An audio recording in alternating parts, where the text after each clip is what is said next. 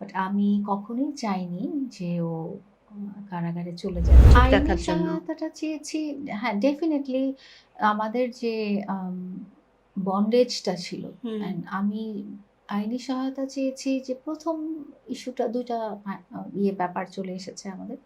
ল related issue চলে এসেছে। একটা হচ্ছে যে ফিজিক্যাল অ্যাবিউজ করার ব্যাপারটা। হুম, হুম, হুম, তো আমার কাছে এটা মনে হয়েছে যে সেটা আমি অনেক পরে আমি উম আইনের দ্বারস্থ হয়েছি যে ওকে আমি বলেছি, "তুমি এটা করো না।"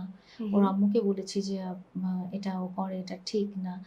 অ্যান্ড আ বোঝানোর চেষ্টা করেছি, কাউন্সেলিং করেছি, ভাইয়াদেরকে দিয়ে বুঝিয়েছি। তারপরে দেখেছি যে এটা ইনক্রিজ হচ্ছিল, রেগুলার হয়ে যাচ্ছিল। রেগুলার হতে, হতে ওই লাস্টে যেটা আপনারা দেখেছেন যে এক্সট্রিম লেভেলে হয়ে যাচ্ছিল। হুম, হুম। তো এক্সট্রিম লেভেলে হওয়ার পরে তখন আমার মনে হয়েছে যে মানুষকে আসলে যখন না একদম সুন্দর করে বোঝানো যায় না, তখন একটু যদি হার্ড হয়েও যদি তার একটু রিয়ালাইজেশন টা আসে, আমি তো ধরেন আপনারা সবাই আমার মামুনের এইজ ডিফারেন্স টা জানেন এবং খুব ভালো করেই জানেন যে একটা টাইমে হয়তো আমি আর কতদিন বাঁচবো? ২ বছর বা ১.৫ বছর বা এরকম কিছু একটা। ও ও ওর লাইফটা পড়েই থাকবে। না, না, না। হুম, বাঁচা-মরা তো এটা আসলে আমরা হ্যাঁ, কেউ সো বলতে ওর পারি না। লাইফটা পড়ে থাকবে। ও তো এটা খুব নরমাল যে আমি চলে যাওয়ার পরে ও লাইফটা স্টার্ট করবে অন্য কারো কাছে। এটা তো রিয়ালিটি।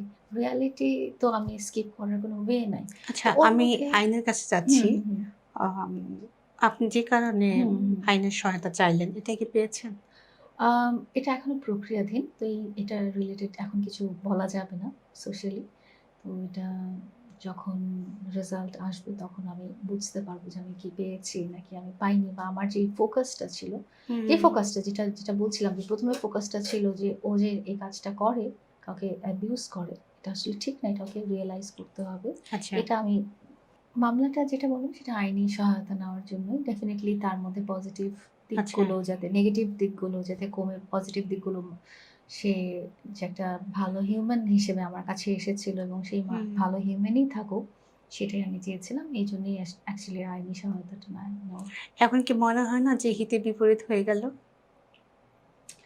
এটা অবশ্যই হয়েছে তো।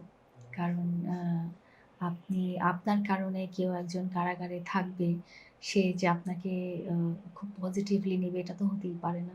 বাট আমি কখনোই চাইনি যে ও কারাগারে চলে যাক। মানে হুম, এটা হুম। আসলে আইনি প্রক্রিয়ার মধ্যে চলে এসেছে এবং সেটা আমি আসলে অত ডিপলি চিন্তা করিনি যে এটা এভাবে হয়ে যাবে।